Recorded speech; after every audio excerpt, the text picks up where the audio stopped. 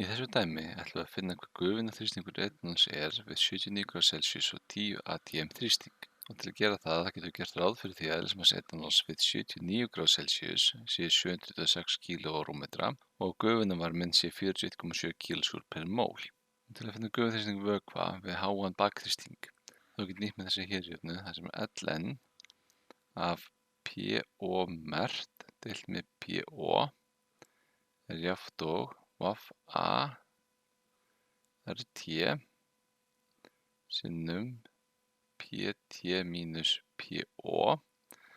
Það sem hér er PO mert er gufuþrýstingurinn við hitastigið T og þrýstinginn PT. VA er mólarrúmmál vökvans við þetta hitastig og P0 er gufuþrýstingur við staðalþrýsting og hitastigið T og PT er heildarþrýstingurinn. En áður getum fundið PO mert þá þurfum við að byrja því að finna VA við 79°C.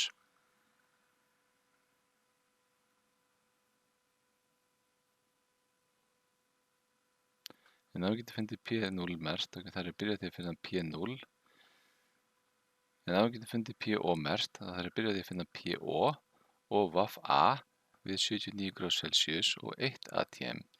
Ef við byrjum þá því að finna PO og þá gerum við það með því að nota þessa hér jöfnu. ln PO yfir P. Það er jafnt og mínus delta H VAP deilt með R sinnum 1 yfir T2 mínus 1 yfir T1 svona. Það sem P hér er gufuþrýstingur etanols við staðalaðstæður en hann er 5950 paskal. Og við getum síðan umritað þessu jöfnu og einangra P á þennan máta að það er þá jafnt á P sinnum E í veldinu mínus delta H VAP deilt með R sinnum 1 yfir T2 mínus 1 yfir T1 á þennan máta. Og PO er þá jafnt og 59.500 paskal sinnum E í veldinu, ég ætla bara að sleppa einingu núna því það styttist allar út, mínus 41.700, þetta þarf að vera sjúlum ekki kilosjúlum, deilt með 8,314 og það er sinnum 1 deilt með 352,15 mínus 1 deilt með 293,15 og það gefur mér þá 104.579,5 paskal. Næsta skrefið er svo að finna mólarrúmmálið, en mólarrúmmálið má finna á þennan máta með því einfaldlega að taka bara mólmassa efnasambandsins og deila það með eðlismassanum. En mólmassin var 46,07 grömm á mól og eðlismassinn er 726 grömm á lítra og út af þessu fæ ég 0,0633 lítra per mól. En það er jafnt á 6,33 sem 10 mínus 15 rúmmetrar per mól.